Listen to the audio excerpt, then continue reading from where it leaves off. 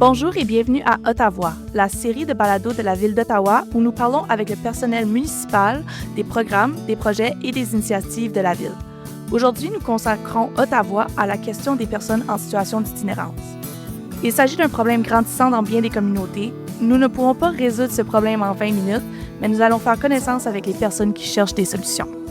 L'indicatif musical qui annonce notre balado s'intitule String My Guitar par le groupe musical de Roberto Hutchins Band. Nous commençons et clôturons chaque balado avec une ou un artiste de la région figurant sur la liste d'écoute Tempo de la ville sur SoundCloud. Vous trouverez un lien vers notre liste d'écoute dans les notes de l'épisode et vous pourrez entendre le groupe musical une fois de plus à la fin de notre balado. Une bonne raison de nous écouter jusqu'à la fin.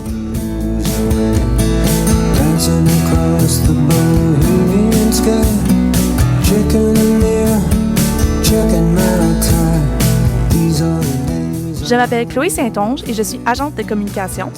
Je m'appelle Abdourahmane et je suis spécialiste en recouvrement à la ville d'Ottawa. C'est avec enthousiasme que nous abordons aujourd'hui cette discussion importante touchant la question des personnes en situation d'itinérance. Nous comptons répondre aux questions suivantes. Qui sont les personnes en situation d'itinérance ou qui sont sans logis à Ottawa? Que fait-on pour leur venir en aide et comment Ottawa se compare-t-elle aux autres villes? Pour nous donner des réponses à certaines de ces questions, nous avons invité Rachel Ladouceur, la gestionnaire par intérim de la direction des programmes de lutte contre l'itinérance et des refuges de la ville d'Ottawa. Avant de commencer, nous avons quelques remarques d'ordre administratif à formuler. Les programmes et les services de la Ville dont nous parlons figurent dans les notes de l'épisode, et ce, peu importe d'où vous nous écoutez. Vous les trouverez aussi sur le site web de la Ville à ottawa.ca/fr. Les notes de l'épisode contiennent également un lien vers la chaîne YouTube de la Ville, où sont conservées toutes les archives de nos balados. Si vous avez des commentaires ou des questions sur l'un de nos balados, écrivez-nous à l'adresse podcast-balado@ottawa.ca.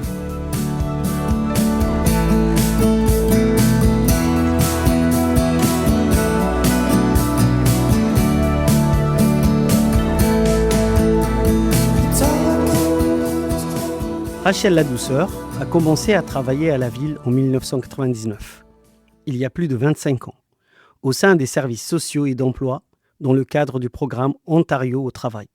Elle a passé de nombreuses années comme chargée de cas, soutenant des milliers de personnes ayant besoin d'aide financière et sociale. Il y a 8 ans, elle a trouvé sa vocation lorsqu'elle s'est jointe aux initiatives en matière de logement. Aujourd'hui, elle est la gestionnaire par intérim de la direction des programmes de lutte contre l'itinérance et des refuges de la ville d'Ottawa. Rachel, bienvenue à Ottawa. Vous travaillez tous les jours avec des problèmes liés aux personnes en situation d'itinérance. À quel moment de votre carrière avez-vous réalisé que ce travail vous convenait? Merci beaucoup. Alors, je dois dire que, premièrement, je viens d'une petite communauté rurale à Ottawa, où est-ce que j'ai grandi avec ma famille qui avait une entreprise de famille à ce temps. Puis, durant mon temps à travailler d'un jeune âge, j'ai réalisé l'importance des relations humaines et j'ai réalisé très vite l'importance de travailler fort. En sorte, durant toute ma jeunesse, j'ai réalisé que j'avais un désir de vouloir aider les gens, aider mes voisins. Alors, c'est un rêve, c'est réalisé aujourd'hui parce qu'aujourd'hui, je travaille avec les services de logement et comme vous avez constaté et dit dans l'introduction, j'ai toujours travaillé dans les services sociaux. Alors, pour moi, c'est un rêve que j'ai atteint aujourd'hui. Et qui sont les personnes en situation d'itinérance à Ottawa et pourquoi? L'itinérance prend tellement de nombreuses formes. Certaines personnes sont en situation d'itinérance due à des difficultés économiques. Ça peut être aussi à cause du coût élevé des loyers qu'on peut tous comprendre aujourd'hui, ainsi que des épisodes ou des difficultés avec la santé mentale, les difficultés de toxicomanie. Autre facteur qui peut contribuer aussi, c'est des incidents de violence conjugale et tout simplement, souvent, on retrouve des gens qui ont juste pas le support de la famille ou des amis pour les entraider. Il y a aussi autres facteurs, comme à Ottawa et tout partout dans plusieurs communautés au Canada, on se retrouve avec une hausse de logement, un manque de loyer, un manque de logement abordable et un faible taux de locatifs vacants dans nos villes. Alors, tous sont des facteurs qui contribuent à des gens qui font l'expérience de situation l'expérience d'itinérance. Merci Rachel pour ces explications. Quel rôle jouent les différents ordres de gouvernement et les différents organismes dans la résolution du problème de l'itinérance? La réponse à cette question peut être un petit peu compliquée. Par contre, pour simplifier, simplement dit, c'est que tous les niveaux du gouvernement fédéral, provincial, municipal, doivent avoir un rôle et une responsabilité pour répondre aux besoins pour les gens qui souffrent d'itinérance. La ville reçoit des fonds de la province et aussi reçoit des fonds du gouvernement fédéral. La ville agit en tant que gestionnaire de services et dans ce rôle, et ou entité communautaire. Et dans ce rôle, nous avons la responsabilité d'allouer ces fonds à des agences communautaires, à des services pour répondre aux besoins des gens. Il faut aussi suivre les règlements et la législation du budget de chaque enveloppe. Alors, ça guide un peu ce qu'on peut faire et ce qu'on ne peut pas faire avec les fonds qu'on reçoit. C'est important de noter que la municipalité, c'est-à-dire la Ville d'Ottawa ici, est le plus grand investisseur dans les services de logement et d'itinérance à Ottawa. Et le gouvernement fédéral, ils se sont à 31 % d'investissement, ainsi que le gouvernement provincial à 29 %. Alors, le logement et l'itinérance ne peuvent pas être résolus en isolement. Et la collaboration de tous les niveaux du gouvernement et des investissements financiers afin de créer un système qui répond aux besoins croissants de chaque communauté. On s'entend qu'il n'y a pas de solution miracle au problème de l'itinérance, puis je suis certaine que vous recevez beaucoup de suggestions et j'aimerais ça que vous les commentiez. Donc, par exemple, qu'en est-il de la construction de mini-maisons? Alors, je suis très contente que vous m'avez posé cette question-là parce qu'on la reçoit très souvent. Et bien qu'il semble que c'est simple. Alors, tu prends une mini-maison, un mini-contenant et voilà la capacité pour supporter ceux qui sont dans le besoin. Par contre, il faut comprendre que avoir une capacité pour répondre aux besoins, on devrait avoir un vraiment, vraiment grand terrain pour accommoder toutes les mini-maisons ou les mini-contenants. Aussi, souvent, ce qui arrive avec les terrains qui sont de cette grosseur, ils ne sont pas disponibles près des services municipaux, sont pas près des services communautaires ou même des commerces ou même le transport public. Alors, il faut aussi tenir en compte que les mini-maisons et les mini-contenants, souvent, n'accommodent pas les hivers qu'on a à Ottawa. Alors, on a des problèmes ou des difficultés avec des défis avec le chauffage ainsi que la plomberie. Aussi, on a beaucoup de demandes pour aider les familles. Alors, les petites maisons ou les mini-contenants ne sont pas vraiment appropriés pour aider des familles, c'est-à-dire avec beaucoup d'enfants. Alors, à Ottawa, par contre, on regarde toujours à toutes les options disponibles en relation du plan officiel. Et aussi, il faut créer la densité partout dans la ville. Parce que si on a cette densité, on a meilleur accès à des services partout dans la ville, les services municipaux, les services de commerce, le transport, etc. Et aussi, cela nous permet également d'utiliser au maximum chaque terrain lorsque nous bâtissons. Récemment, nous avons converti un immeuble de bureau en logement. Pourquoi ne pas réaliser d'autres projets semblables? La construction d'un immeuble de bureau à immeuble à résidentiel peut sembler aussi un peu simple. Par contre, c'est un projet qui est vraiment complexe dans un sens, parce qu'elle doit être réalisée et respecter les nombreuses exigences du Code du bâtiment, surtout en ce qui concerne l'occupation ou le changement d'occupation, par exemple, à un commerce, à une occupation résidentielle. Comme tout récemment, je suis tellement excitée, ça vient juste d'ouvrir. On vient d'ouvrir, fait une conversion d'immeuble de bureau à immeuble de logement de transition. Et cette conversion a été un succès parce que l'édifice était vraiment approprié pour notre utilisation. Premièrement, le bâtiment avait sa propre entrée et le bâtiment aussi avait seulement à notre utilisation. Alors, il n'y avait pas d'autres personnes qui utilisaient le bâtiment. Elle est située sur la rue Queen. Alors, c'est au centre-ville, il y a accès à des commerces, des services sociaux, le transport et aussi le bâtiment ne nécessitait pas nécessairement des grosses rénovations. Alors, on n'était pas obligé de faire des rénovations pour la plomberie, par exemple, ou le chauffage ou la ventilation qui faisait ce projet idéal ou ce bâtiment idéal. Ce projet, on est tellement excités parce que c'est la première conversion d'un immeuble de bureaux de logement et de transition de logement à Ottawa. Il s'agit tellement d'une étape importante qui permet d'offrir des logements de transition pour au-delà de 140 adultes, célibataires, hommes, femmes, qui subissent ou souffrent ou en situation d'itinérance. J'aimerais noter que le programme de transition de logement offre un soutien continu et global dans le but de faciliter la transition vers un logement permanent. Et la Ville, je veux noter, continue à explorer toutes les options de logement pour aider les personnes dans le besoin. Alors, Rachel, j'ai entendu dire que la Finlande a résolu le problème de l'itinérance. Est-ce que ce plan et leurs solutions pourraient s'appliquer à Ottawa aussi? Réponse à ça, je dirais oui et non. La raison pour laquelle c'est un peu compliqué, parce que la Finlande et le Canada, on est pas mal différents, en fait, de niveau de gouvernement. Premièrement, le modèle de Finlande et celui d'Ottawa est basé, premièrement, sur la même philosophie. Le logement est un droit humain et ici, à Ottawa, les services de logement, on y croit. L'objectif de ce programme est vraiment d'aider les personnes à quitter rapidement les refuges d'urgence pour les aider à un logement.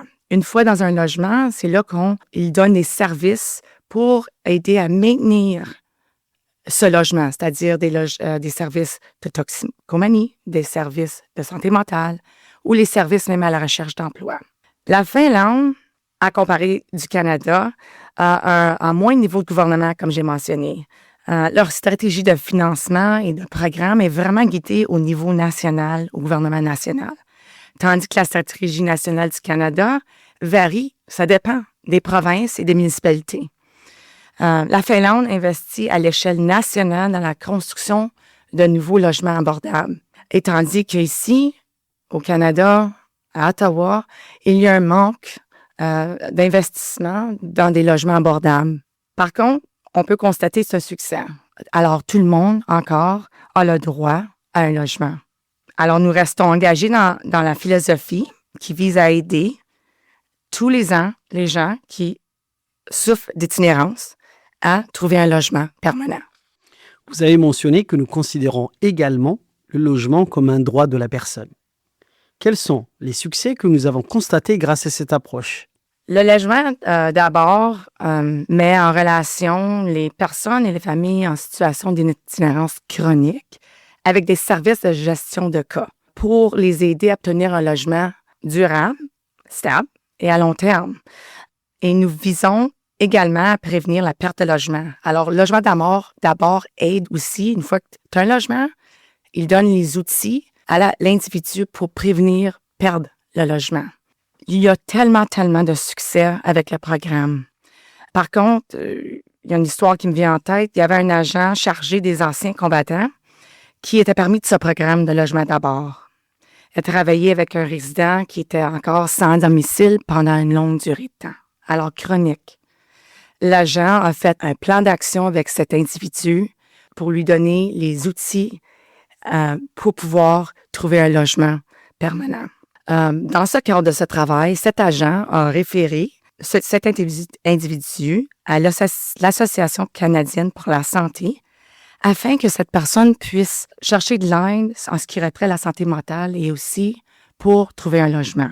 Depuis septembre 2024, cet individu qui est en situation chronique à long terme est logé avec succès. Et on continue à lui donner des services pour qu'il puisse maintenir les outils, pour qu'il puisse maintenir son logement à long terme. C'est vraiment une bonne nouvelle, tout ça. Quel genre de service vous offrez à cette personne-là maintenant? Alors, Vraiment, au début, durant la durée de la gestion de cas, du moment qu'on rencontre les individus ou les agents de cas rencontrent les individus jusqu'à ce que la personne trouve un logement, les services peuvent inclure encore des références pour aller chercher de l'aide pour la toxicomanie ou les services de santé mentale. On donne aussi des outils par rapport à ce qu'on appelle life skills. Alors, comment cuire? Même aussi simple, parce que on a un régime ici pour les poubelles et le recyclage. Beaucoup de gens, ou certainement les jeunes, souvent les jeunes qui ne viennent pas au Canada, qui ne sont pas nés au Canada, peuvent avoir pas une compréhension de comment ça fonctionne. Alors, tout simplement, comment ça fonctionne faire les poubelles, le recyclage, etc. Et aussi, comment être une personne qui n'a pas la musique trop forte et respecter nos voisins. Alors, c'est vraiment comment faire la nourriture. Aussi, on a de l'aide avec l'aide à l'emploi. Alors, les résumés, les entrevues, faire ta recherche d'emploi. Aussi, on aide avec l'éducation sur le transport public, comment fonctionne le transport public. Alors, c'est vraiment une gamme de quelque chose qui peut sembler simple, mais qui vient en aide à beaucoup de ces individus qui souffrent d'itinérance chronique. Lorsque je suis au centre-ville, j'ai remarqué que les gens semblent avoir des besoins plus importants qu'avant. Êtes-vous de cet avis-là? Absolument. Malheureusement, les besoins de santé mentale et ceux qui souffrent de toxicomanie ont augmenté définitivement, surtout depuis la pandémie. Au cours des dernières années, il y a aussi une augmentation de drogues toxiques. Ce qui n'a pas aidé non plus, c'est la fermeture des sites d'injection sécuritaires. Parce qu'eux, ils servaient à vraiment prévenir les surdoses. Et souvent, c'était pour ces gens le premier point de contact où ils recevaient des services de soutien. Mais la Ville continue avec un effort pour répondre aux besoins de la communauté et des gens. Entre 2023 et 2025, on a eu plus de 675 nouveaux lits dans des refuges permanents ou des logements de transition qui ont été ajoutés pour aider ceux dans le besoin. On vient tout juste d'avoir des investissements récents dans l'intervention de la rue pour améliorer les services en mettant sur place 24 heures sur 7 les services pour ceux à la rue. En tant que ville, on est engagé constamment à mettre en place un système qui est adapté. On doit être coordonné, qui garantit que toute personne vivant sans abri a toujours accès à un lit. Par contre, on a le focus sur le logement permanent et long terme. On s'engage toujours à travailler avec plusieurs partenariats, comme les centres communautaires et de santé, les centres de jour et autres organismes communautaires pour pouvoir offrir des services pour répondre aux besoins des gens dans le centre-ville ou qui ont le besoin. Aussi, je dois noter qu'on travaille aussi avec les services de police d'Ottawa et d'autres directions générales de la ville. Pour mettre toujours en œuvre encore une réponse coordonnée, un service coordonné visant à améliorer la sécurité, la propriété et surtout le bien-être communautaire. Alors Rachel, est-ce que vous pouvez nous donner plus de précisions sur le programme ANCRE? Oui, certainement. Alors, ANCRE est un programme de solutions de rechange communautaire qui est axé sur l'intervention de crise. Et quand je dis de crise, on parle de crise de santé mentale ou de toxicomanie. C'est un service, c'est une équipe qui va sur place, sur lieu, pour répondre et faire une intervention disponible. Puis c'est 24 heures par jour. Ce programme est vraiment basé du côté de compassion. Elle offre un service gratuit aux personnes qui sont âgées de 16 ans et plus, et c'est toujours confidentiel. L'un des principaux objectifs, vraiment, c'est pas le seul, mais un des principaux objectifs, c'est vraiment de réduire la charge de la police en ce qui concerne les appels pour ceux qui ont peut-être des crises de santé mentale ou peut-être de toxicomanie. Alors, je dois constater qu'il y a un succès. Alors, 92% des interventions qui ont été menées par l'équipe ANCRE n'ont pas nécessité l'intervention de la police. Cela, pour nous, est un succès parce que ça permet à la police de répondre à des appels comme celles de nature criminelle et non de nature de crise de santé mentale. Alors, Rachel, pour terminer, à quoi pouvons-nous nous attendre à l'avenir? Il y a beaucoup de travail, puis le travail continue. Et comme je vous ai mentionné au début, c'est une passion. Et je veux continuer à travailler dans cette passion pour s'assurer que tout le monde a un chez soi. Nous sommes actuellement en train de mettre à jour le plan décennal contre l'itinérance et nous êtes en train de faire la collecte de données. Nous recueillons des données pour nous assurer que nous sommes sur une bonne voie pour répondre aux besoins changeants de la communauté. Alors, on veut développer un plan qui répond aux besoins. On veut aussi répondre aux besoins non seulement en général, mais vraiment axés vers, par exemple, les nouveaux arrivants, les familles, les personnes âgées, les femmes et les Autochtones dans des programmes de logement. Alors, je veux aussi mentionner que nous allons avoir des séances d'information virtuelles au mois de septembre. On va avoir une session virtuelle qui va vraiment chercher les renseignements ou le feedback de la communauté sur notre plan, le plan et les objectifs. Et aussi pour informer notre plan et nos objectifs. Par la suite, nous allons aussi organiser 3 séances portes ouvertes où nous encore, on veut recueillir les commentaires des résidents pour vraiment encore informer notre plan et notre plan d'action pour le futur. Merci beaucoup, Rachel, pour votre temps. C'est très apprécié. Oui, effectivement. Merci, Rachel, pour votre engagement. Voici la fin du balado, mais pas de la conversation. N'oubliez pas de visiter le site ottawa.ca/fr pour obtenir de plus amples renseignements sur les programmes abordés ici. Restez à l'affût des annonces à venir concernant d'autres balados de la ville d'Ottawa, durant lesquels Ottawa parlera de dossiers tout à fait différents. En terminant, je vous invite une fois de plus à écouter String My Guitar du groupe musical de Roberto Hutchins Band.